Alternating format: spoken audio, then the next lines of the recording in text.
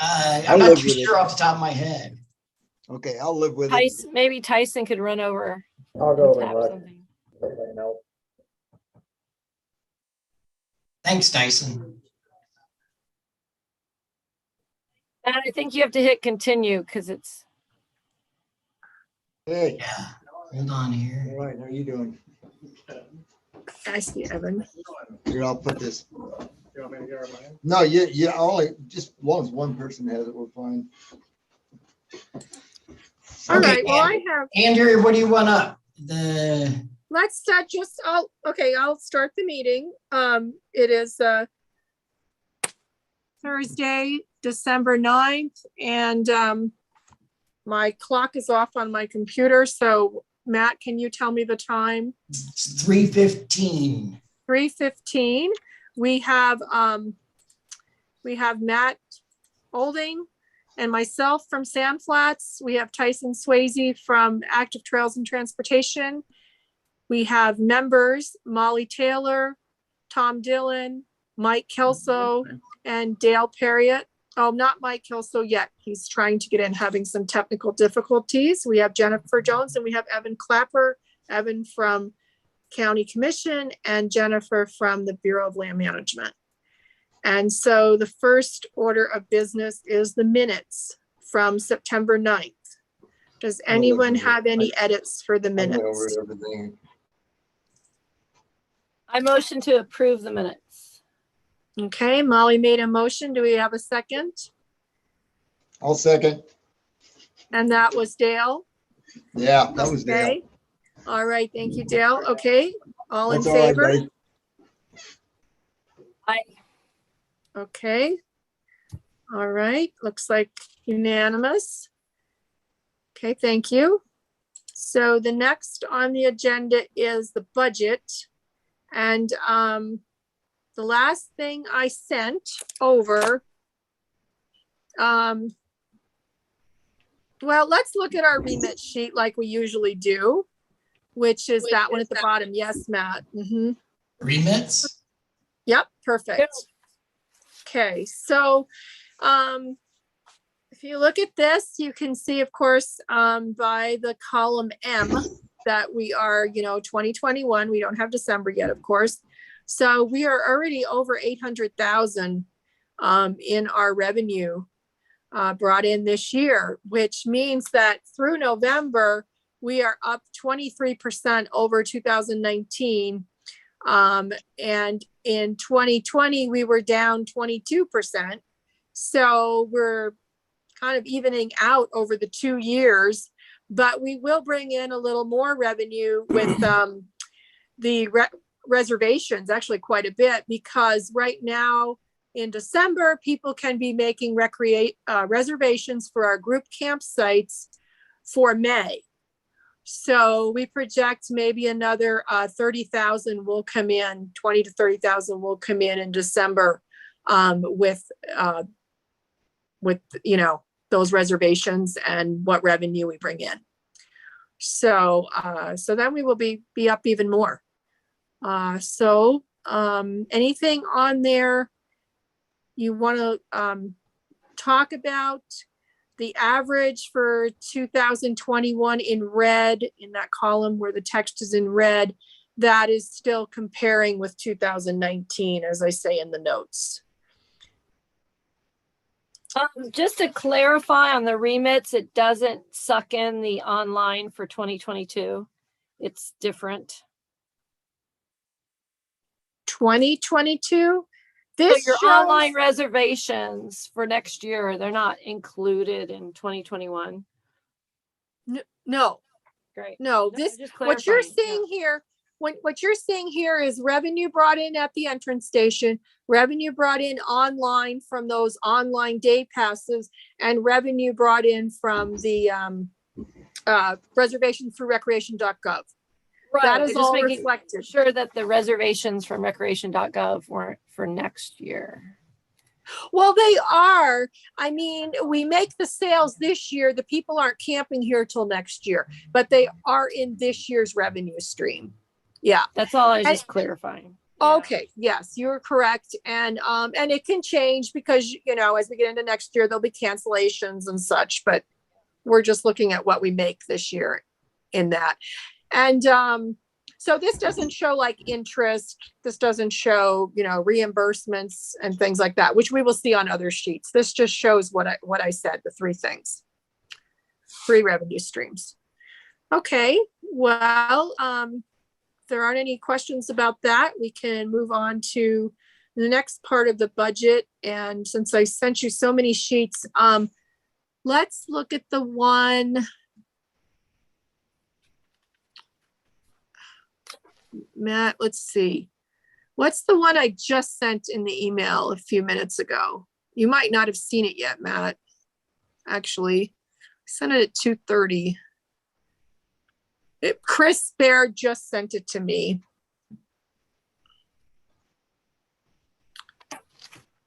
Do you have to go to your emails?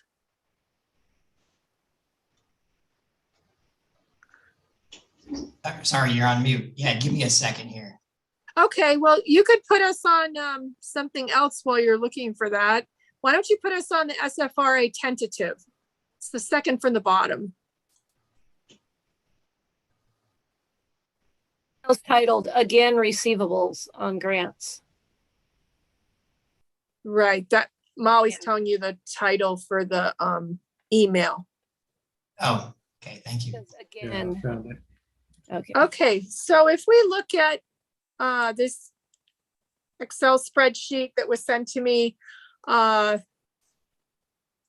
don't know, in the last month from Chris Baird. And what this is showing is the increase in wages and benefit costs with the proposed changes to the positions. This is in the public process right now, public hearing process.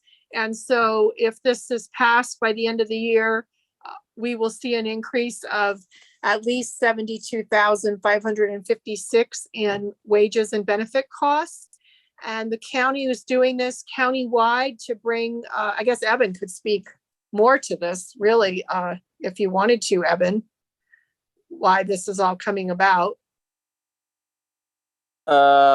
It's really just an effort to come in par and kind of catch up. There was a salary survey done a few years ago, and it got closer, but didn't really get all the way. And it's just kind of the most fair thing to address all county departments at once and kind of do it across the board rather than picking and choosing when different departments get caught up. Does that kind of answer what you were thinking or after? Yeah, I think so. And it's actually going to be a little bit more than this, right? Because the COLA is actually got passed at 5.9% instead of, I think it was 5.7 on this sheet. 5.7%, I think. Yeah, it's whatever the national inflation rate was for the year. Right. So when we met last time, I was not aware of any of this. And so this is all, in addition to what you saw last time. So Matt, were you able to find that email? Yep, I got it. Okay, I'm sorry about that. I should have sent you a text. No, Chris just sent this thing to me as well, just maybe an hour or so ago. And all right, let me see what we want to look at on here. All right, well, first off, we have the amended budget saying that we're only going to bring in 730,000, and obviously we're bringing in more than that.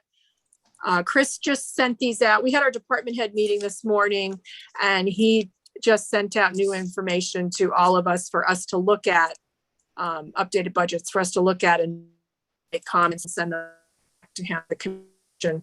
So the next thing, let's see, youth initiative grant is fine. That's about what we should bring in. And the fees, I think we'll bring in the 91,000 with those reservations. Okay, if we go down to salaries, this 305, this is taking into account the new or next year's 2022, which is column F. And we see salaries, that 383,000, that is taking in these tentative budget changes that we just looked at, and the proposed changes for wages, and then the proposed changes for benefits. And then on this, everything is pretty much what you saw last time, except that we've gone over in a few things. Matt, let me point out, if you look in column D, you can see a few changes. Let me see which ones I wanted to point out. I have them on another sheet. Sorry about that. If you scroll down to Overtime, was that one? what? Was the overtime one of the changes? The what? Overtime, right here. Is that one of the changes?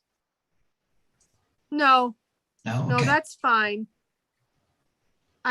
We went over in a few things, and I'm trying to, let me put on my glasses. That would help. Okay, let's see. Scroll down a little bit to, okay, printing and publishing. Okay, let's see. Slick rec dumping fees. That's what I wanted. Slick rec dumping fees. Okay, it says 20,000. We amended it to we've spent 17,000. I amended it to 20,000, I think, last time. It's probably going to come out at 21,000 in the amended that I'll have to send over to Chris. I mean, none of these are significant. Supplies and equipment a little further down. That's showing under 10,000. We are replacing some toilet structures right now, the wooden parts of the structures. And so we're probably going to look at 11,000 in that one before the end of the year for this year. No changes to next year's. Capital improvements, you can see we've only spent 50,000 in that. Of course, we didn't have a budget for capital equipment, and we bought that UTV. So some of, it'll be pulled from one to the other. Oh, inventory. If you look at column D, you will see we've gone over on our inventory in tools and office equipment. That's because of the laptops that we've decided to purchase for the office. It's also because we got new blinds in the booth after 10 years. We really needed new blinds. So we had a few expenses that brought that over budget for office equipment. And then for inventory tools, we went over budget a little bit with purchasing a new Bosch drill for the trails, for signposts and such, and fencing. So you see there's a little bit of overage there. And I think that was all I needed to point out to you about those changes. Yeah, that was all for that. Any questions? Okay. All right, so what do we have next on our agenda here? I think that covers the budget. Well, let's go to our financials sheet, Matt. What was it called? I think it's called balance sheet. There it is. Samflat's balance sheet. Yeah. Okay, so on this one, you remember in the past, we would have a line item that said investments.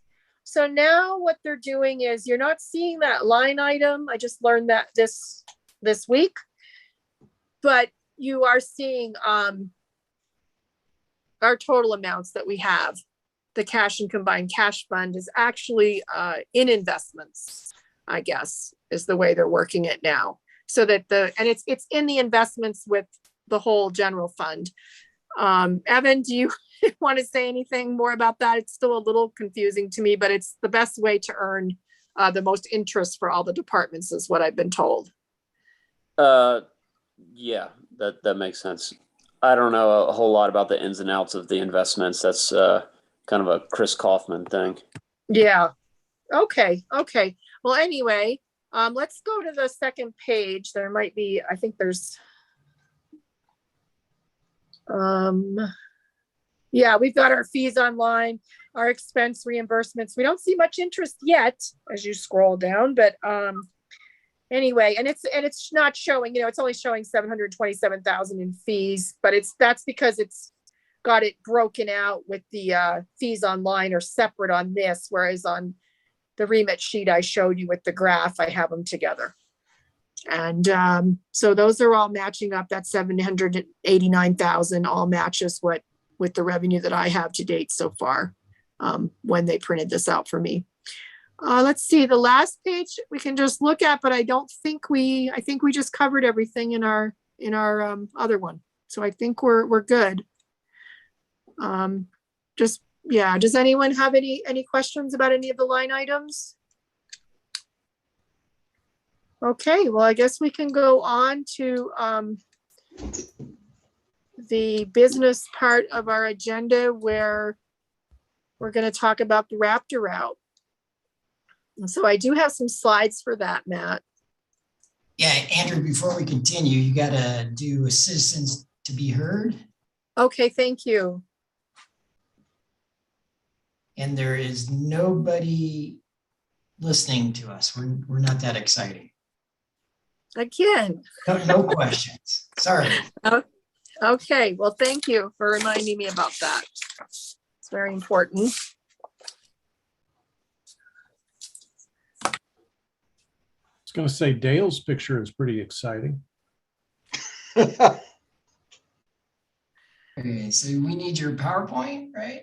Yeah, we need the PowerPoint. That's the first one. Yep. Okay, there we go. Okay, so you can go to the next slide, please. And let's see. Yeah, Raptor route, general business. Okay, so you can go to the next one, Matt. I think the next one is one more down. I'm sorry, is the map. Two more, one more down. Okay, so what I wanted to have the members discuss and vote on today is the Kestrel route, the pink and green part. And this is the part that we've talked about before. And this would get the people from the Falcon Flow parking lot further down the road and come out in Campground H. Now we do have some, plans for going past that. You do have the purple route shown here, which you may remember was the more hardened route and handicap and this one we're talking about now is just single track. And then Tyson sent me some information just yesterday about another proposal that he has, but I haven't seen that on the ground yet. I mean, I know where it goes, but I haven't walked it yet. And so I think what we can do, since Maddie will be writing this grant for the single track part, it's due in May. I think we can talk about that other part at the next meeting. But right now we'd like to just, get the first part going with the pink and green, the Kestrel route that we've talked about before, and get your support for that. And I know it seems like there was support in our other meetings. So I just wanted to get an official vote on that to support the Kestrel route. That is the green and pink as shown on this map. I make a motion to support it. So what other, do we need to discuss it first for action? Unless, is there discussion?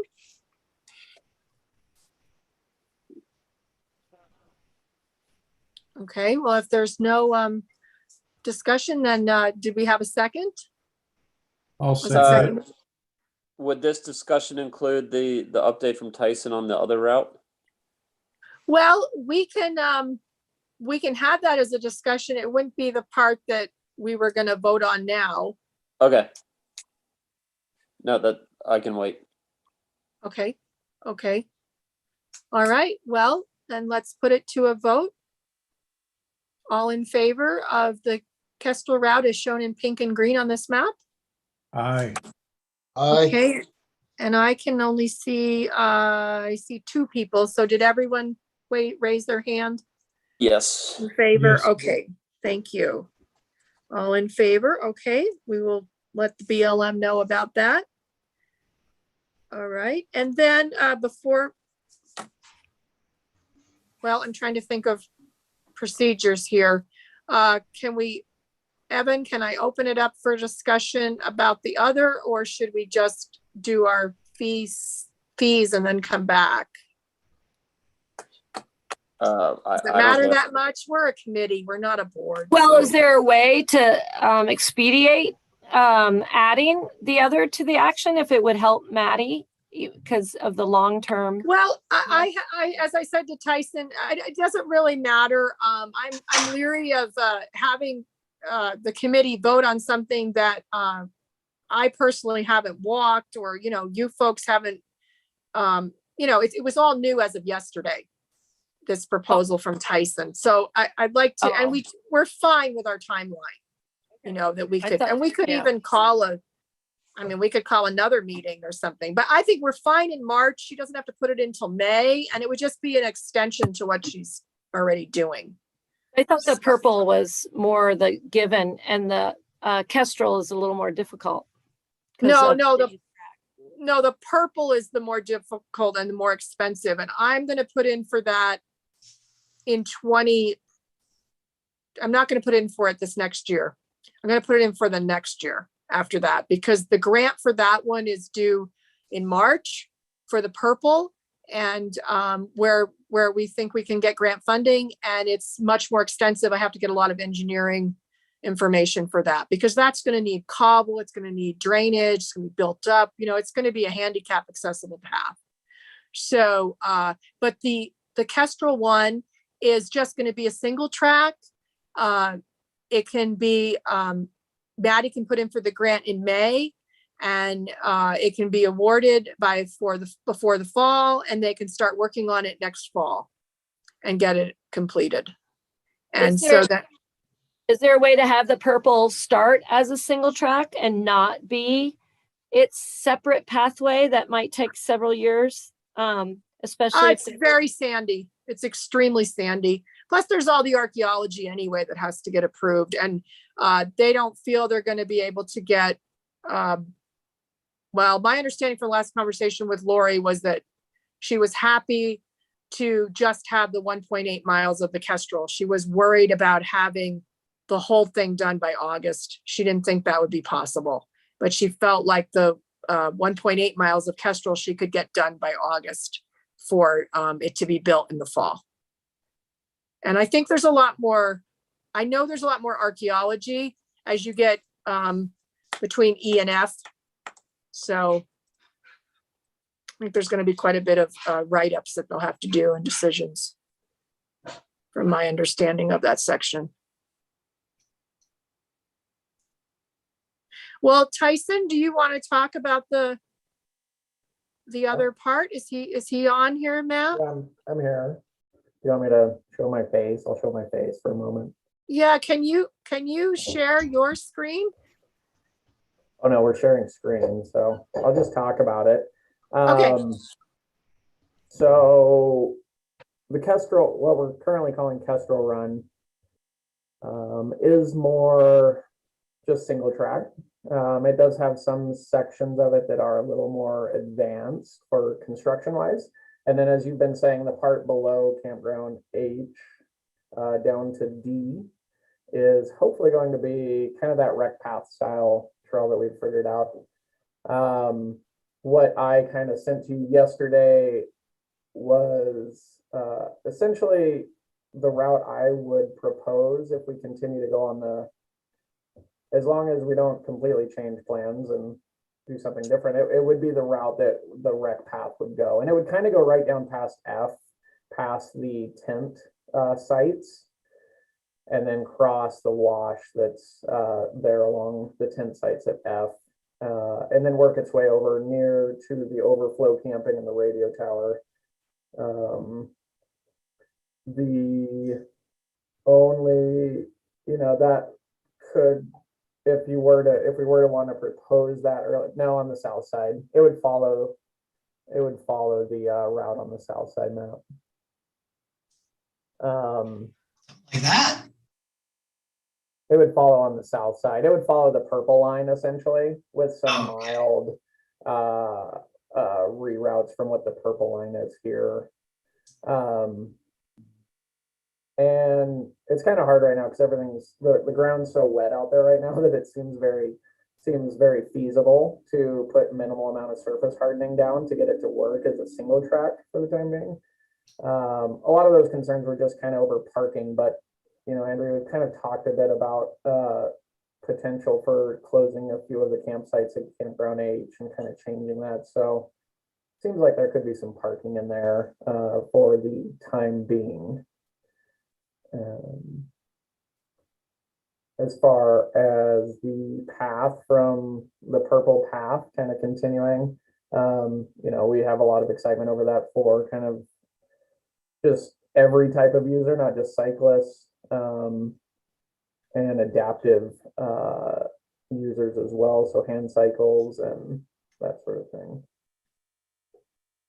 That kind of answer what you're wondering. Yeah, and BLM recommended I try for the ur.org grant, Yeah, and we'll need a lot of you know, engineering information before we apply for that yeah, to have in that packet. And so they thought that March of this year would be too soon.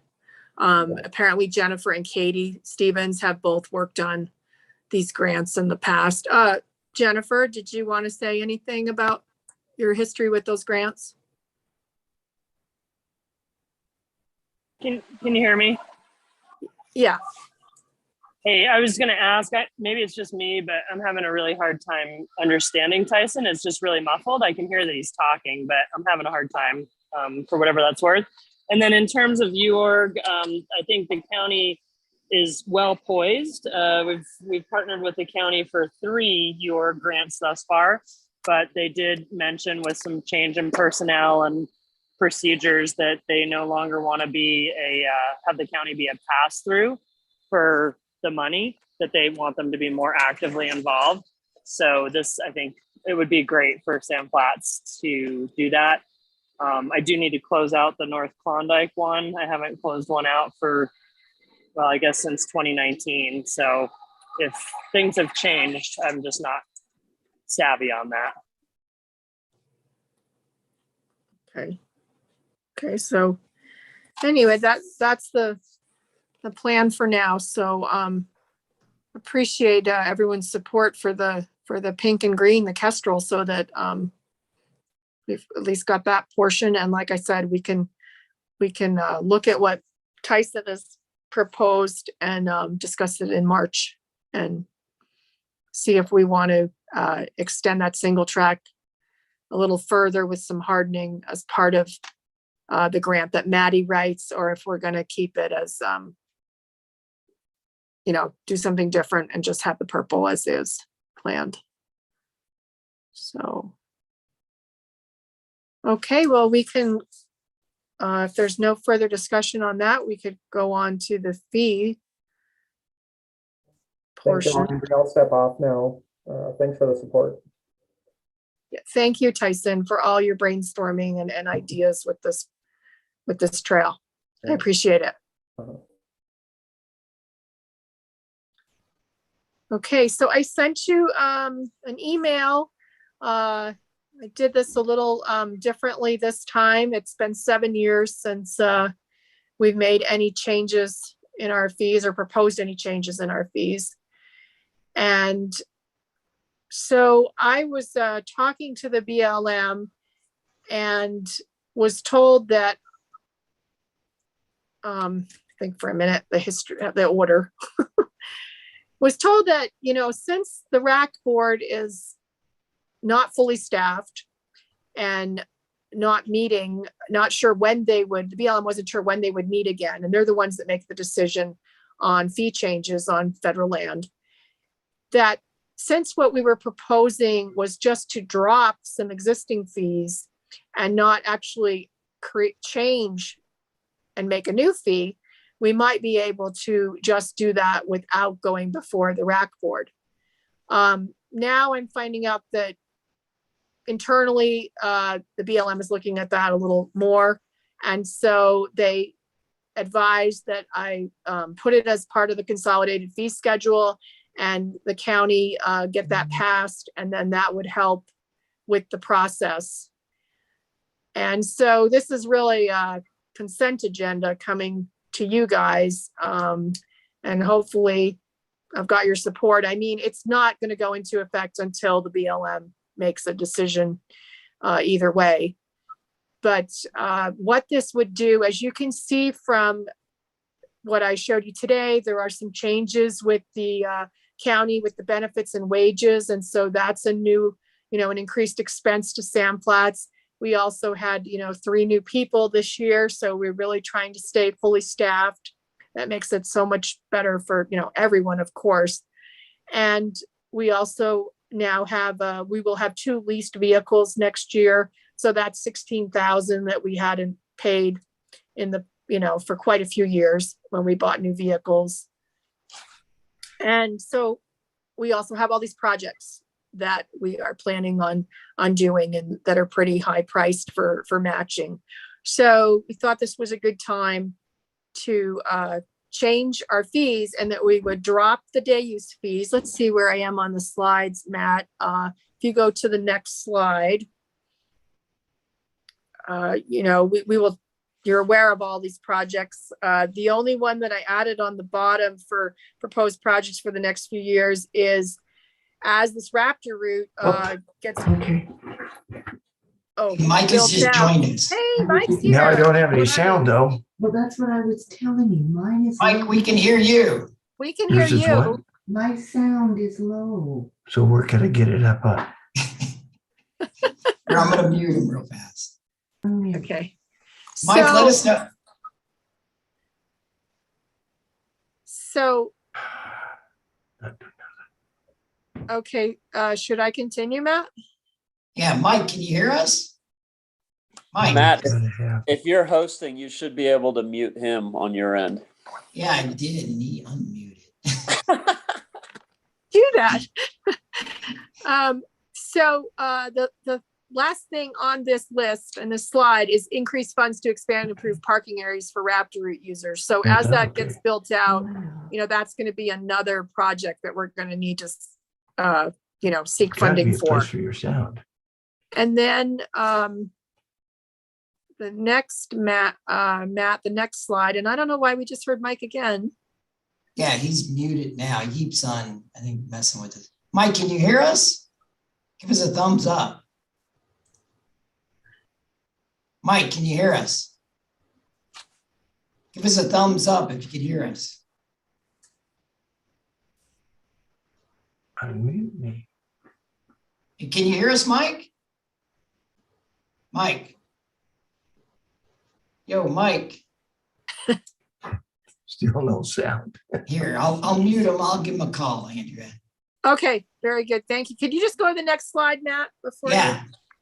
Thank you so much. Okay, so, and I sent this in your email, so if you had time to look at it, just in comparison, I mean, we're not a national park, but in comparison, Arches and Canyonlands and Dead Horse, they don't have, Dead Horse has a 2-day pass, but the national parks just have week passes or annual passes. And so it's $30 per vehicle to go into Arches.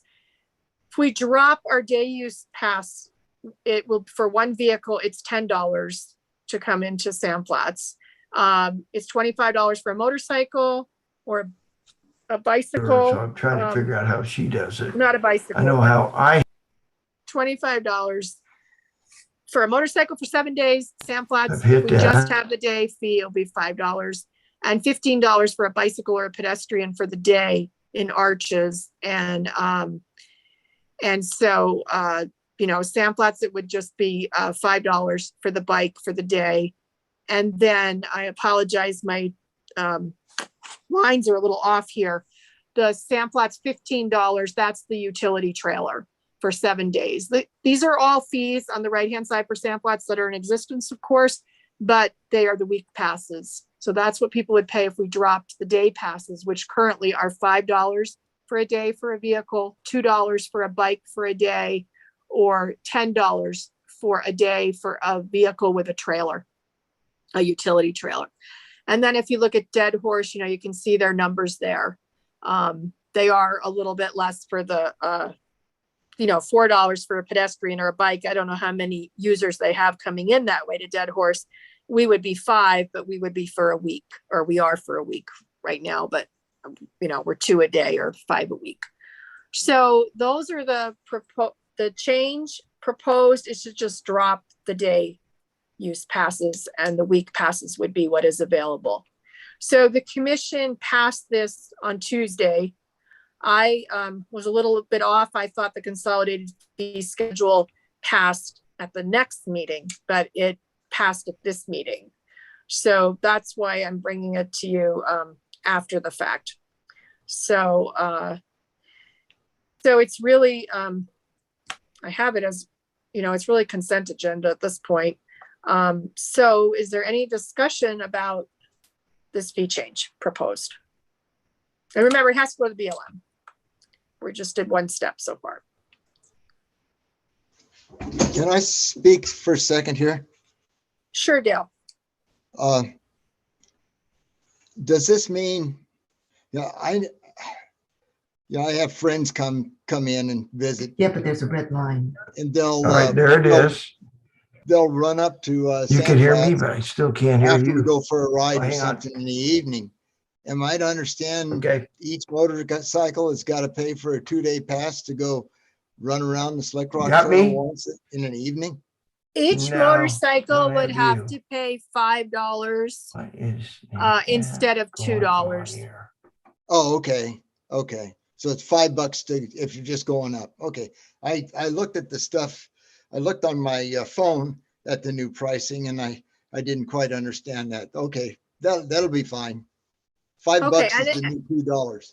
It's $5. Yeah, it's $5 for right now. A motorcycle would pay $2 to come up for the day, or $5 for the week. With this Uh-huh. proposed change, they would just be able to pay $5, and they would have a week pass. So they could come back all week for $5. But Yeah. if they just want to come that evening, it will cost $5 instead of $2. Okay. Is that how you perceive it? Okay. That's fine.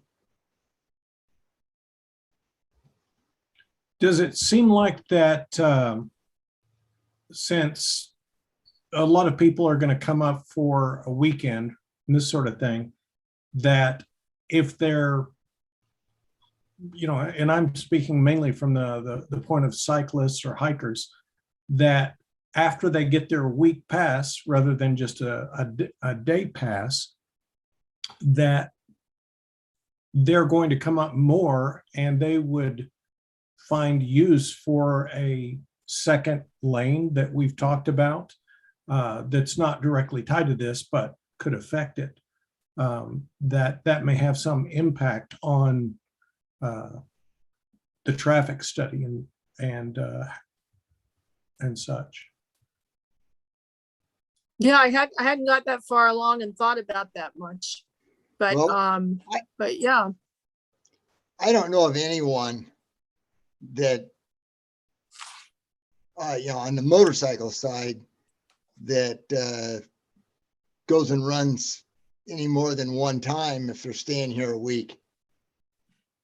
They'll just go run it. If one of the guys in the group has never been there, they'll take him, run around Slick Rock and be done with it. That's what I'm trying to say, I guess. That's a good No, point. it's not.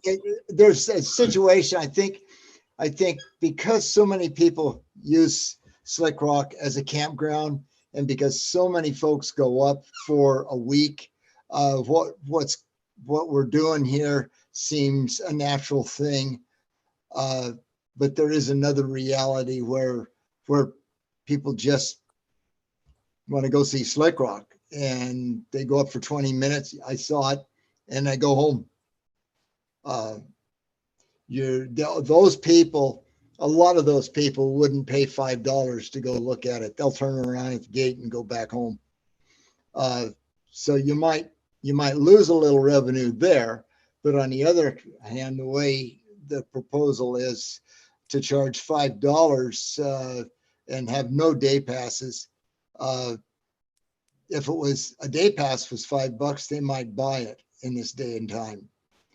I personally wouldn't. Even with all the history I got in Slick Rock, I wouldn't pay $5 to ride my bicycle or my motorcycle around that once. There's a lot of folks that's the only thing they do. They just come and ride Slick Rock. For those folks, it's a great deal. So that's all I'm going to say.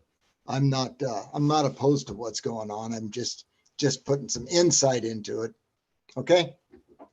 Sure, Gail. And just to point out that most of our people currently are paying $5 because they are coming up in a car, or a truck with their bikes on it. The percentage of people that actually bike up the road, I'm talking about bicycles, that actually bike up the road is very low. Right. Now, motorcycles that motorcycle up, that come up on their motorcycles, I don't know if, they're pretty surprised when we tell them it's only $2. They're really expecting it to be more. They're pretty amazed that it's $2. Andrea, well, on that, that's fine. $5 is fine. I'm just looking at I'm just looking through some different eyes. And, sure. And I'm having a hard time with this new reality of pricing everywhere. So this is just another time that I'm going, oh, I'm not living in the real world. Well, we wouldn't change the $25 annual pass. There's no change to that. There's no change to camping proposed. So it's just what what I show on here. No, I see it. I see it as a good way to make some more money and keep the upkeep, be able to pay people a little bit more money, have some more employees, whatever. It's all good. I just always liked the day pass thing. It's in my mind. I'm too old to change. So let's get on with it. Okay, Matt, were you going to say something about? well, yeah, this? just, a comment from some friends who, they're out of towners, but they come and they're just like, we waited in line to pay $2 on our motorcycles. They're like, wow, it's just, they were shocked that it was so low, the price. And, just on a dirt bike, they expected to pay definitely more. So yeah. Yeah, I just have a general question though. It's a personal one though, because I always feel like if you pedal your bicycle up that hill, shouldn't you get in for free or for $1? At least that's my philosophy. You say you non-motorized, you pedal all the way up here, come on in, but I don't know. That's just my comment. Well, as you know, Matt, the good thing is if they pedal up and they don't have any money, we still let them in. Yeah, I know. And say, come back and pay us when you can. Or now we have the online system and they have Apple Pay or whatever. But I mean, we don't turn them away because they have worked hard to get up there. Yeah. So, well, any other discussion? Yeah, this isn't about the day use versus the week pass, but can you speak to the trailer rates here for a bit? That's in addition to the vehicle pass?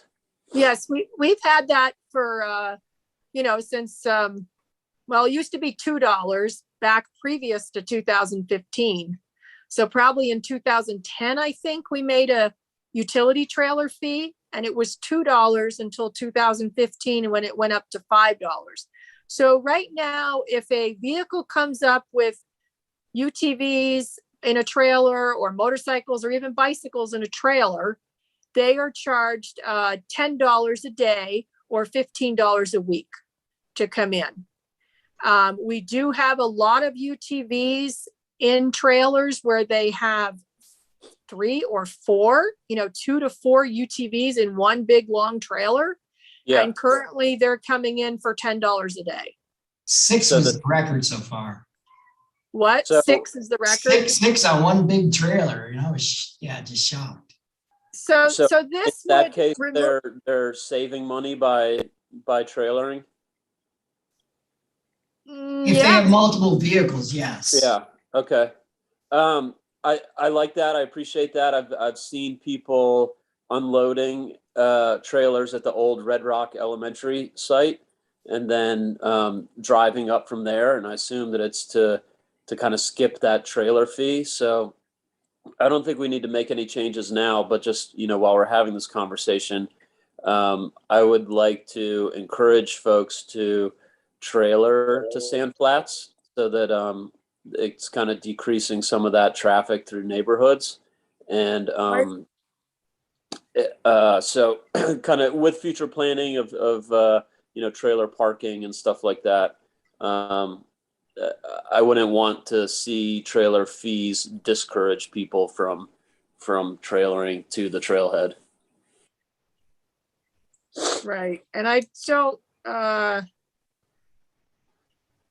don't know that I will say that a lot of those vehicles that pull up, they are they're used to going to places in California and, other places where they're paying 10 or more dollars per rig, even when it's on a trailer.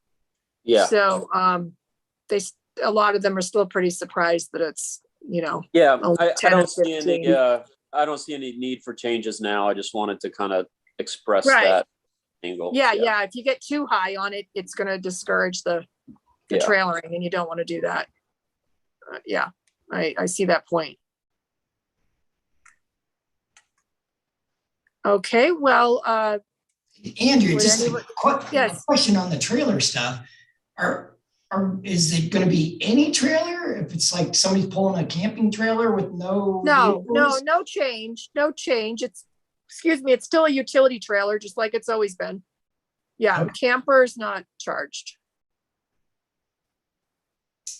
Okay. Yeah, there's no change. It's just dropping the day fee. It's just going to, your only choice is the week fee.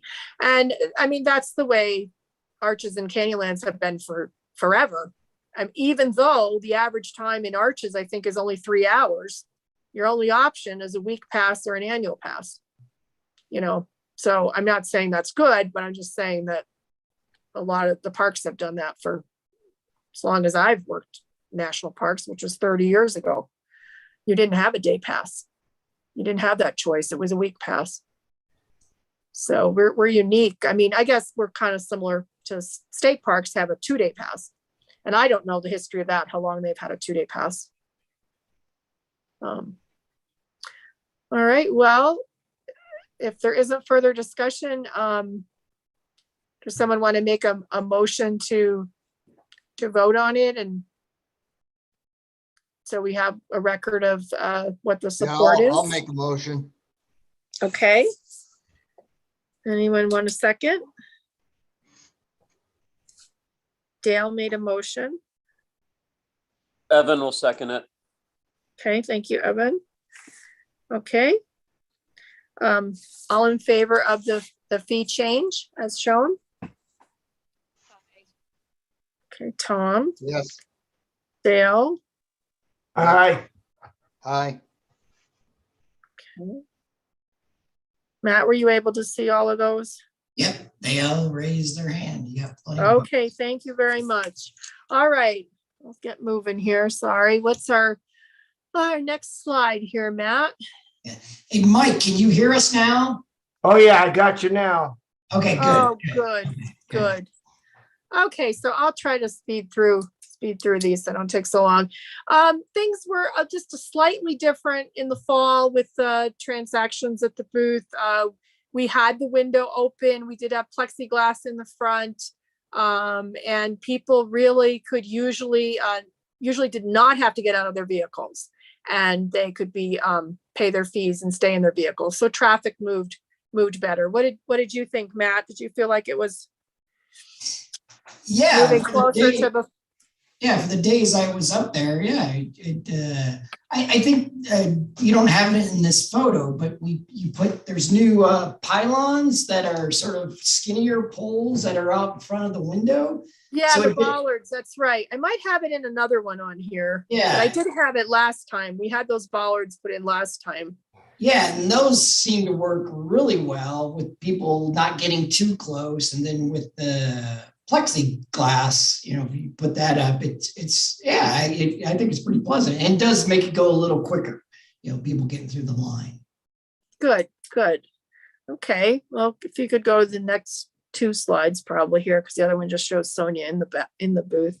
Oh, this one I just really put in as a space, a page holder again, just to see with the Jennifer at the BLM if there's any timeline on when decisions are going to be made on anything with Mill Creek. Well, obviously, there's been quite a bit of coverage in the 2 local newspapers regarding the recommendations. And just a reminder that the Mill Creek Community Collaborative is an organization or an entity that's through community engagement provided recommendations. The Bureau of Land Management will move forward with an environmental assessment that will involve public comment opportunities for any proposed actions. And we do not have a timeline for that. Okay. Okay. And, I've shared in the other meetings, our concerns with just traffic on the road and how that might affect Sand Flats, not just the Mill Creek potential changes, but also Lions Back, as I show further down. Okay, you can go to the next slide. Oh, and really quick, if I may add, sure. In terms of just clarification, and I know I've said this till I'm blue in the face, and you've certainly heard it, Andrea. Others, for some reason, don't seem to hear it, but the road, the power dam access will not be closed down by the Bureau of Land Management. That would be a city and/or county situation. So when you keep hearing about relocating the trailhead, that's not something that the Bureau of Land Management can even do, because we are not going to close the road and therefore access to the power dam trailhead. And in relation to potato salad from the BLM's perspective, it would be the implementation of an additional trailhead unless the city and/or county at some point in time in the future were to close the power dam access in some way. So I just wanted to clarify that, because so many of the pieces in the media talk about relocating the trailhead, which is at this point in time not realistic. It would just be the development of an additional trailhead. Jennifer, is that road county? Is it Dirt Park County that goes up to the trailhead? That's correct, Matt. Yeah, so there's a city parcel there, kind of across from Brian Murdoch's house. And then there's a county portion of it. And then it turns to BLM right about where the new big sign is. Got it. Okay, thank you for clarifying that for everyone. Okay, next slide, Matt. Okay, so I just wanted to let you know that this year, the TRT monies, some of the TRT monies were spent on those videos that were on local TV channel 6. You may recall that from our last meeting. I did hear of some changes for next year. They are going to be, I just heard this from Chris this week, they are going to be creating a full-time position to manage the trail ambassadors. And so they think that a lot of the TRT monies next year will be spent on that full-time position and those trail ambassador positions, which they hope to expand. And so we are not receiving any money for Sand Flats from TRT. I forgot to show that in our original discussion of the budget. But last time we talked about it, that there was going to be about, potentially $10,000 to $30,000 that might come over from TRT money to the Sand Flats budget for this year that could go toward kiosks and signs. Some signs already, money already spent on some signs already bought, and money for brochures printed, but that is not happening. They've figured out a little more what they want to do, and they've been able to carry over from this year, next year, put it toward those positions. And I mean, Sand Flats has funding for those things. It was just that Maddie and I were tasked with trying to find ways to spend, we thought, as we were told, quite a bit of money, but they have done some more thinking about that and changed things, and we're able to carry it over into next year, and we'll put it into positions next year. So, but we think it'll probably fund the videos again on Channel 6. You know, only one of them is ours. The others are from the Travel Council. But apparently the county's going to be looking, maybe Evan, you could talk more to this, but I guess the county commission is going to be looking at everything that goes out there from the county. And so it might be a little bit more of a lengthy process to get some of these new things out there. You may recall the 5 tips for an awesome web adventure. That has been edited by Mark Finley, and the first January meeting of the TRT, I will be presenting that to them to see if they want any further edits. And if they do, then we will work again with Mark Finley to make those edits before it goes on Channel 6. So that's just an update on that. Evan, did you have Andrea. any? Yes. Oh, I'm sorry. I was just curious, speaking of Finley and what he's been doing, have you seen the 4-wheel drive responsible recreation draft yet with Friends for Wheeling? Boy, I'm not sure. I might have. Did he send it out like maybe a month ago? I don't think, yeah, maybe it was a month ago. It feels like it was only about 2 weeks ago, but if you haven't, I'll send it over to you. He did send it to us for review, and I think it's actually fantastic. That might be something to share with the county, see what they think about it. It's good messaging in terms of 4-wheel drive etiquette and responsible recreation. I think he did send that to me. But I can ask him too. That's fine. No, I'll just make a note to watch it again. I'm pretty sure he sent it to me and I watched it. And yeah, I could share that with TRT. That's a great idea. Yeah, it's mostly Pritchett and a couple other locations. It's not like it's focused on Hells and Fins per se, but the messaging is definitely translatable and I think very well done. Okay, great. Well, and I believe that Travel Council was the one that provided the funding. Yes, I think that's correct. Okay, Matt, could you go to the next slide, please? Oh, okay. So this is just where we are with our video. I just talked to or text back and forth with Mark today, and it's still being edited, and we haven't seen the latest draft yet. But we did give Mark a nice draft from Sonia, and I did some, but it was mostly Sonia. And so anyway, I think he was very happy with what we wrote up. And so anyway, I'll have a draft sent out to you after the first of the year. And maybe we can, I don't know, just, go back and forth by email or something to see what you think of it. Because I'd like to have it out there, way before, it should be done in January. So, and that's going to be on our website. And I guess I'll have to see, Evan, what this process is. The commissioners, I guess, will probably review it now. And the BLM will review it too. So at least, in place before the spring season picks up. Okay, so you can keep going there. There's Matt from the back and Mark from the back. Okay, so you can just scroll to the first slide there, Matt, because I have pictures for all of these. Okay, so the expansion for the parking area at the corner of Sand Flats and Potato Salad Hill. The survey's been done. The Jones and DeMille has drawn up a plan, which they just sent to me yesterday afternoon, I think. So I haven't been able to look at it a lot, but I did send something over to Matt that shows how vehicles could be parked in there.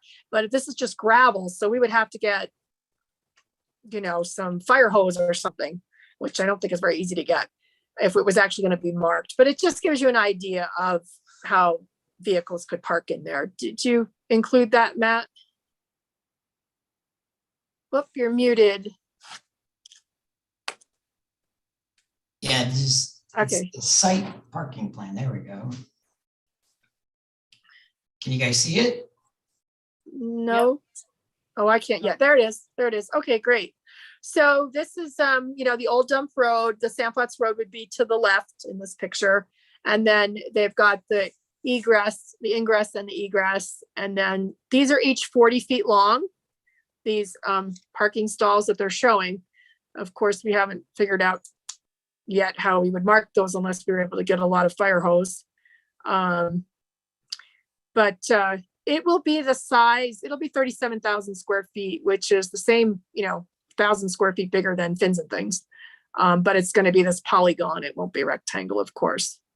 It's going to be dirt or paved? Gravel, Gravel. like Fins.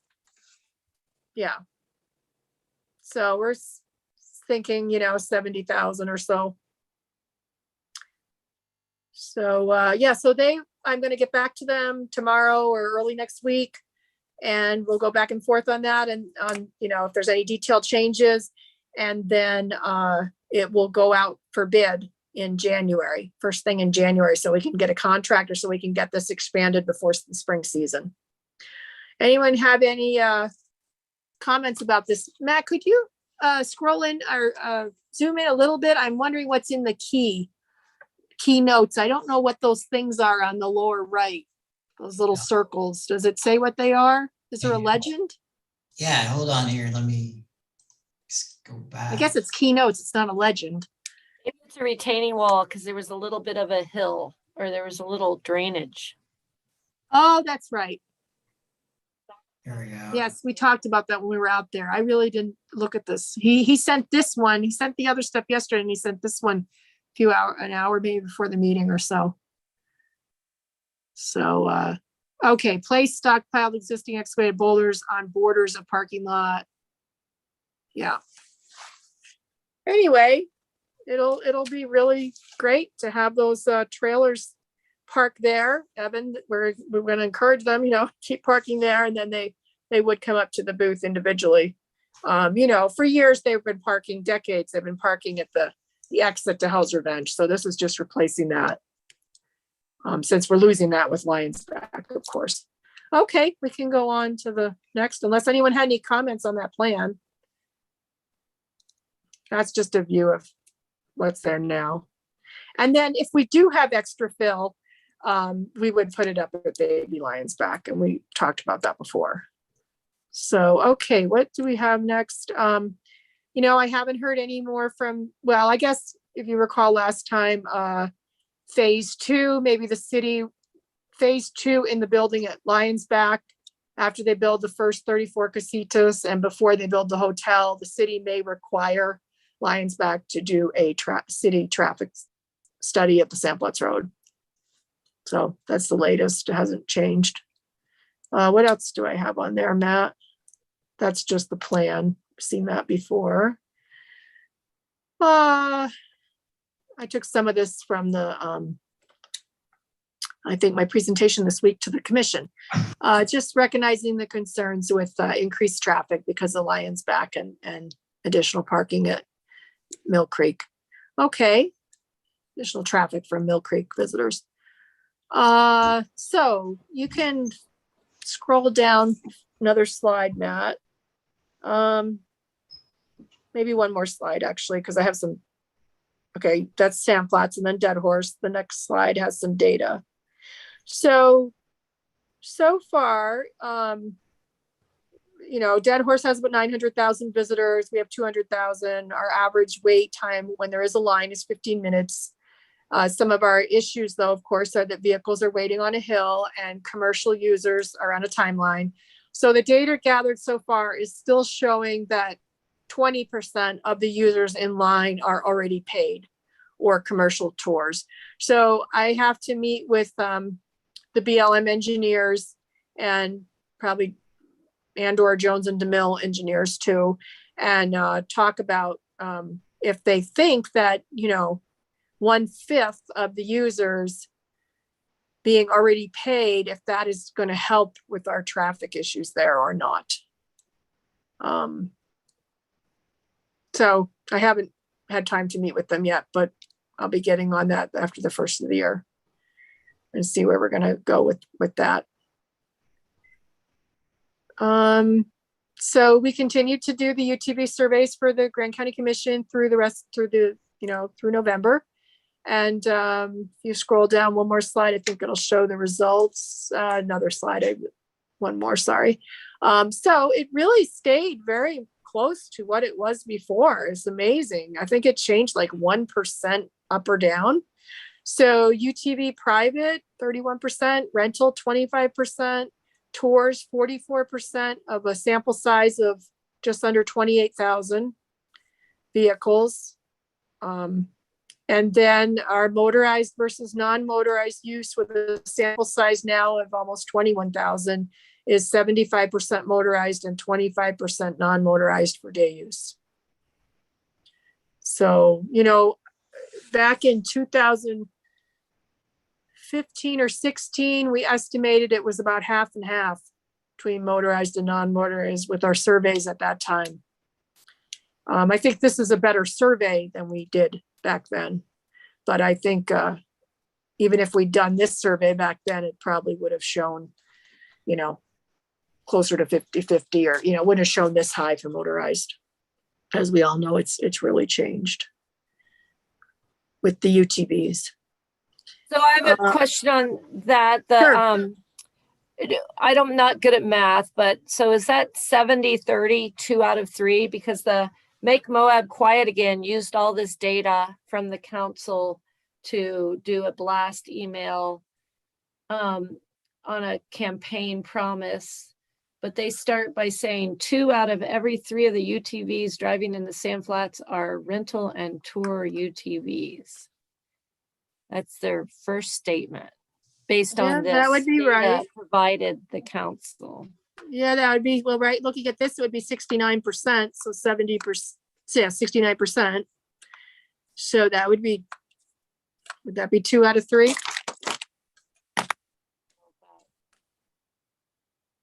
I mean, it would be, yeah, I guess so. I mean, it would be 3/4 of it would be 75%. So 69%, we said. So I think it'd be close to 2 out of 3. I don't know. Who's good at math? Tour and rental UTVs are not remitting Sand Flats directly, just 1% to the BLM. No, rentals pay. Rentals are paying just like a private is paying. Because we collect the money at the booth. They don't pay. We don't have any agreement with the rental company or anything. We try to encourage the rentals. We talked to them about us trying to do something where we would give them the passes ahead of time and they would pay us. But only a few of those took us up on that. So most of the rentals are coming to the booth and paying for it by themselves. They're not making the purchase ahead of time. Some of them are doing it online ahead of time. But yeah, so just the tour companies, of course, aren't paying us anything. That is all the 3% with the BLM. But the rentals are paying us for their passes to come in. Okay, great. Okay, Matt, what else do I have on there? Okay, so, the RAISE grant. You may recall that paving the Sand Flats Road 2 miles further in was part of the Sand Flats business plan back in 2015 because of the traffic safety issues and the dust in the campgrounds. And the BLM and the road department have been looking since that time, but haven't really found much available because of different, other projects that were ahead of us and some of the scheduling, like the FLAP grants, which would be our best match. They don't open again until 2025. Now with the addition of the Raptor route, there's, additional traffic concerns on the road coming in the future here. The county, the road department did work with Jones and DeMille and pay Jones and DeMille to write up the RAISE grant. You might recall from our last meeting, I gave them a lot of data for that grant, and apparently they didn't get it in on time. I'm told by Bill Jackson, the RAISE grant application was rejected. And but the good news is it's ready for next year. But I guess the county did pay them the full amount for that, even though they didn't get it in on time and it was rejected. But it wasn't Sandflat's funding, it was road department funding. So unfortunately, that's what happened there. So that's where we are. They will put in again next year. So since we met, we did have the contractor come up and he did a really beautiful job on our toilet buildings. This is the one at Fins and Things. It hadn't been painted since it was put in new in 2014. And it definitely needed it, especially the floors. The reason we went with the contractor was he sealed the roofs and, patched all the cracks and used special seal coats on the roof and the floors. It's just a really professional, it's a professional job. So it's going to last us a long time. So we're very happy about that. He also painted the floors in the 3 toilets in Datura Campground that were only new toilets from 2019, but the floors paint was coming up. So we'll see how long that lasts. But he corrected that problem. And in the spring, no, not the spring. Yeah, the spring. It might be summer actually before he gets to it because of just the weather and visitation. But next year we will have him paint the toilets at Slick Rock and Hell's Revenge and Campground B. So those toilet buildings will get all painted as well. And then last time we talked about the fact, that the BLM would be moving the pipe safe for us. They did move it since our last meeting. And so we do have this at our entrance to try to collect some more revenue. And I just got the signs in a few weeks ago that will go up at the boundary between UPS and LPS when they're coming over the cattle guard. Just be a sign like the one you see on the pipe safe that just gives them the QR code for payment online when they come in. We'll just see, how much that brings in. There's no, real enforcement or anything, but it's just kind of letting them know they're in a fee area and there's a way for them to pay easily online when they come in on their bikes. Because right now we don't get any revenue from that, except when they get dropped off with shuttles. Okay, that was all I have for that one. And then since we met, we had 2 more dark sky events, and those were very well attended. 2 more star parties. We had one September 30th, and then we actually had one the end of October as well. And so those were well attended, and I will be continuing to work with Crystal White, who works at Sam Flats part-time. And she's the one that helped Dead Horse and Arches and Canyonlands get their dark sky park status. So it's a 1 to 3 year process. So she's going to be helping me with that this winter, and we will replace those 3 lights at the booth before spring and have those in compliance with the dark sky guidelines. So we only have 3 lights, so we can take care of it pretty easily, but that'll be good. Okay, any questions or anything else? Oh, and then we'll get on to our, let's see if there's any questions, and then I'll just ask for the BLM and the county, see if you have any topics.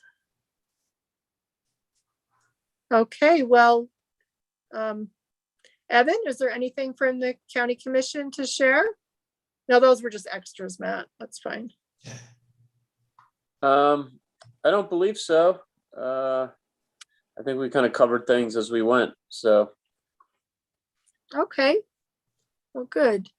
I'd like to I bring would up just one say, thing. so yeah, for the rest of the board, Andrea made her presentation of the commission, her annual presentation last night, and I think it was very well received. And commissioners had some questions and about some of these bike paths we talked about today and paving of the Sandflats Road and things like that. But I think that there was a lot of interest from the commission about what's kind of going on up at Sandflats, and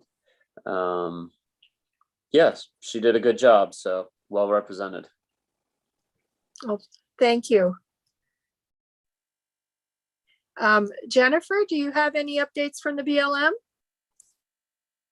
Yeah, I just wanted to extend my appreciation for your flexibility, Andrea, moving your ability to go forward with the county commission presentation and gain their support is much appreciated. And just for clarification purposes, the Federal Lands Recreation and Enhancement Act, or FLREA, does require that any change to fees, whether that's an addition or a subtraction or an outright deletion of fees, be presented to the RAC through an updated business plan. And as Andrea stated, Utah currently does not have a RAC in place. So as soon as that gets up and running, we can move it forward, but it's great to know that we already have the county support for that. So good job, Andrea.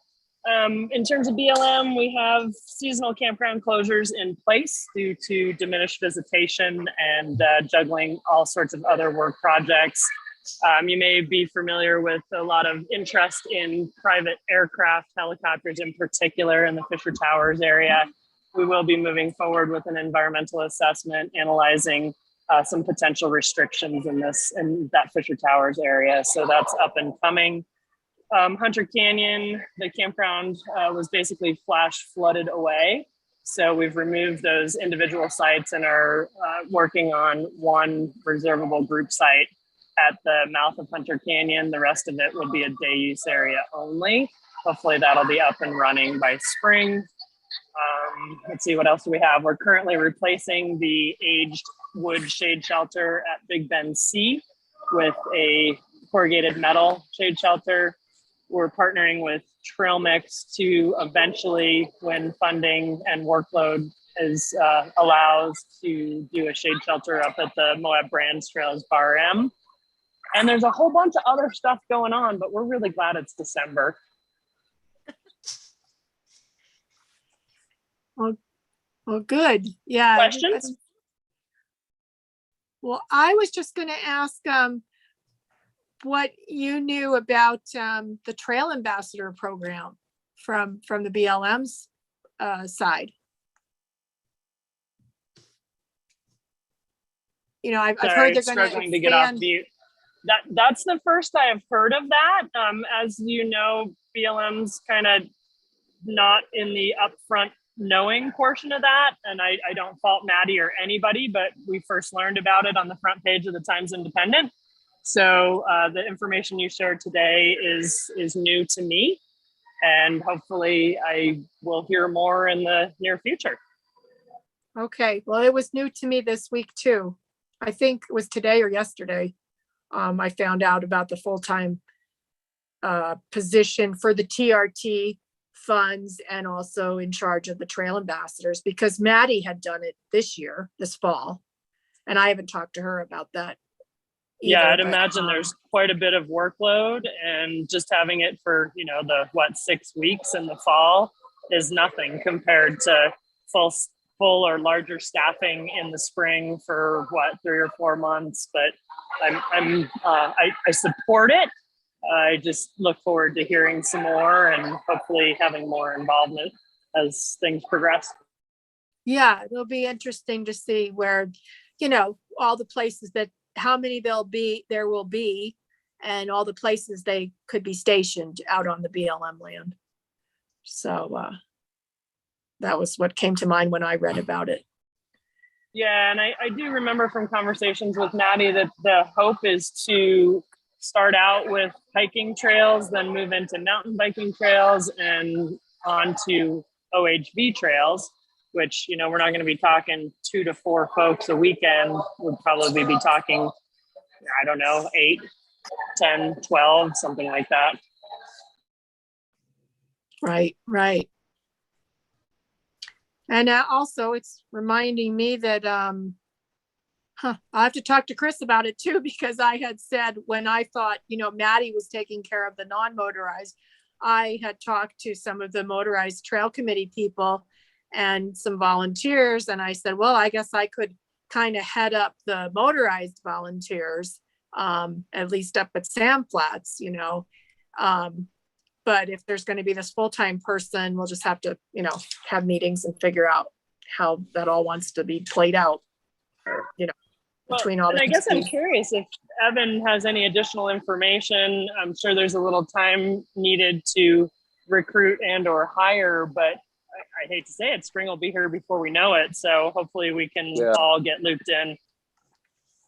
Yeah, for sure. like Andrea was mentioning, that it was kind of a late addition to the budget. We kind of had to work through the other parts of the budget to see if something could be carved out. It was kind of a best case scenario ask, and I believe that ask came from Maddie or the Active Trails and Transportation Department. There's support from the commissioners to use some of this promotion money towards education and things, and so there have been paid trail ambassadors this last year. Like you guys know, I'm just kind of speaking for the rest of the group here. They were at hiking trails, and they were kind of like the Corona Arch, Grand Staff Canyon, maybe a third location I'm kind of forgetting, but they did a lot of just kind of like Mill Creek. Mill Creek, yeah. of course. Yeah, Mill Creek. I was gonna say, yeah. Yeah, so they had the tent up. They had displays for kids and to kind of like lure people in and over to conversations. They would do some patrolling, but it was a lot of just kind of like trailhead. They got a lot of engagement. It was pretty well received, and like you were just saying, it's really just the tip of the iceberg, and to have like an impactful effect, it's going to take kind of wider range and just kind of more boots on the ground. But it seems to be that there's just kind of having a human presence around kind of helps a lot, and it seems like money well spent, and not just like more signs and that sort of stuff. Obviously it's easier to spread signs around than spread people around, but I'm not sure if that position will be hired in-house or what that kind of recruitment will look like, but it is a supervisor position, so it's a little higher up. And then kind of having more of those ambassadors on the ground. If there are a lot of questions around it, it might be worth inviting Maddie to our next meeting. I'm sure she would like it to be represented better than I'm doing here. I'm not very eloquent in kind of describing the program, so. I think you did a great job, and I'm sure Maddie would love to hand all of those tasks, including scheduling and training and recruiting and everything, to somebody. So it makes perfect sense, especially if the program's going to continue to build as envisioned. Yeah. Right. And I do know that she did do tread lightly training with those trail ambassadors that were hired. Yeah, it's too much for either one of us to take on an expanded program like that, I think. So that's good. Yeah, my point with it, every time I go out and I'm in, one of our razors up on Hell's Revenge or fins and things, yeah, we have plenty of signs, but as soon as they notice me, especially with my logos and, know that I'm an employee up there, they slow down or they ask questions. And I'm always friendly with typically everybody and just make sure that they're okay. And then most people come up and say, how do you get a job doing this? Being out here patrolling and stuff. So I think people are really liking it, knowing that they do see somebody out there that actually works out there and patrols the trails and make sure that everybody's safe. Yeah, I would absolutely concur with that. I was out with Cody Marsh the Saturday after Thanksgiving on Hell's Revenge, just the very, very beginning, and up by the trackway there. And it was definitely enlightening, plenty busy for the Saturday after Thanksgiving, and all sorts of educational opportunities, answering questions, and even rescuing dogs that didn't want to be with their owners. Always something. That's funny you bring that up, because last time I was hiking up by the trackway, there was a dog that was completely doing its own thing, and I'm pretty sure that it was attached to a commercial operation, and it was just like running along next to the vehicles and not actually in a vehicle, and it came to explore us hiking around with our dogs. So I wonder if it was the same dog we're talking about. Molly? Did you? Well, perhaps I could add to the agenda for the next meeting that we talk about volunteer trail ambassador through Sand Flats. Maybe the rec coordinator or facility coordinator within their job capacity and salaries to help implement or organize a volunteer or a connection with that program.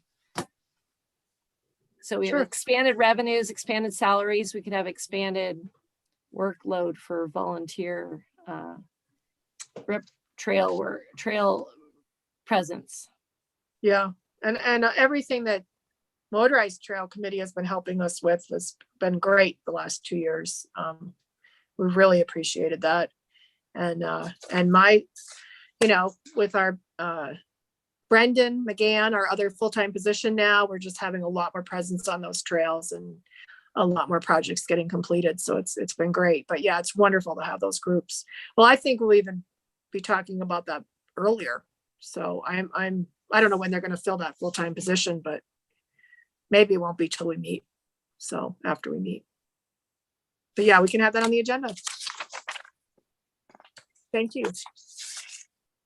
Okay, well, Andrea, yes. Hi, Mike. one thing I like to throw in real quick, and I don't know if Jennifer mentioned it earlier, but the BLM has gotten their Mini X now. It's been delivered. And with that Mini X, I think come springtime, we should find a nice project we could do out there on fins and things. And we are talking with Jeep and we can include them in that mix. What do you think, Jennifer? Yes, in fact, we just received the Mini X yesterday, and we're going to utilize it out in the Klondike area here for some training opportunities, but it is absolutely available for use. We have grant match requirements. And then I think, Mike, I CC'd you on that email 2 days ago to Jeep regarding their request for a service project during Easter Jeep Safari. I'm just looking first and foremost to nail down a date so that it's on the calendar. I think that they'd probably like to do something relatively short and sweet and close to town and scenic for those photo ops. So whether that's Hell's, Fins, Poison Spider, Cliffhanger, what have you. But yes, excited about the Mini X, and it will be well used. Great. I Yeah. believe so too. What is a Okay. Mini X? Mini X is you've already seen them. It's like having a big one with the shovel in front, and they can dig and dig holes and scrape. But then, so a mini just means it's downsized, and I don't know which size they got, but it's runs on a track, so it can go anywhere over there in the dirt, and then it can help clean up trails, pull in dirt if we have to pull in dirt, and a lot of purposes for it. Okay, that's great. I had heard that the grant was awarded, but I didn't know, when it had arrived. So it just came in. That's great. Timing for next spring or February or something. Yes. No. Yeah, Mike, we'll have to get together on that. Yeah, we'll have to talk about it and start looking at some possibilities that we can use it on. Okay, I'll talk to Joe and Brendan and Jason as well, and other staff about ideas. And Jennifer, I just want to give kudos to the BLM, whoever's out there fixing up the trails outside of Sam's Flats. I've noticed, like on Bridget Canyon, up on Poison Spider Trail, and same thing with the Mosselback area. Your new signage and some of the the new fencing and stuff. Excellent. Well, we had there's so many things I could mention, but I don't want to bore you. We did a congressional aid trip, 6 weeks ago with the Southeast Utah Health Department to talk about solid human waste in particular. But at one point there was a comment made by an aide that, perhaps if the feds can't manage their land, they should go to the state. And I made sure to tell them that we manage the heck out of our lands, and we definitely try. So thank you for acknowledging the efforts that go in. But even more importantly, thank you for all the efforts that you all do at Sand Flats, because in any other place that would be, a county or state park or whatnot, And for whatever it's worth, hopefully you're all aware of the request for comments on the proposed Grand County land bill that's out there. Mhm. Well, when is, yeah, that has, do you know when the closing dates are for those comments? I'll have to look. It's on the website. It's on the county Yeah, I'm website. sorry, I don't have it at the tip of my No. tongue, but I actually shared it with the office folks the other day. It's on the Greene County webpage. Yeah. And Jennifer, I still haven't looked at that survey information that you wanted us to maybe Oh, do for thank you. Hell's Revenge. Yeah. It was just something, it was just a thought. We most recently did one, I think it was 2018, it might have been 19, I can't remember. It's a contract that the BLM has with, I want to say, the University of Washington, and it's a visitor satisfaction survey. We did it at the Mill Canyon dinosaur tracks, and it was during July, so it was really hard to get some much participation. But it struck me that perhaps Sam Flats might be interested, and I could share more with you from their website. What happens is it requires an individual on site to administer the surveys. It's all optional. The number of questions about the quality of their experience, their expectations versus what actually happens. And then at the end of the survey, they're all turned in and the data is compiled and they produce a report for us. And they've done quite a few sites, not just BLM, but Forest Service as well. So I think that email that I shared with you has a link to their webpage that has all those reports on it. I'm on my phone right now, so unfortunately I can't just send it on over. I know. I started looking at some of them. I just haven't gotten back to read through them. And it's not a must. It was just like, oh, it might be interesting if y'all have the capacity. Well, I think it would be good, and maybe we could have it, our intern. I don't know. I was just trying to figure out, I guess when I look at that, how much it requires from us on the ground, and finding the time for that. I mean, we will have an intern next year again. Yeah, I think we're due. I mean, our last survey we did was 2015 or 16. So it would be good. And to focus on Hell's Revenge, I think would be good. So just an idea for consideration. Yeah. It's just figuring out how we can make it happen. It sounds like a good thing. We're due, like I said, for a survey. All right. Well, if there's no further discussion, we can adjourn our meeting.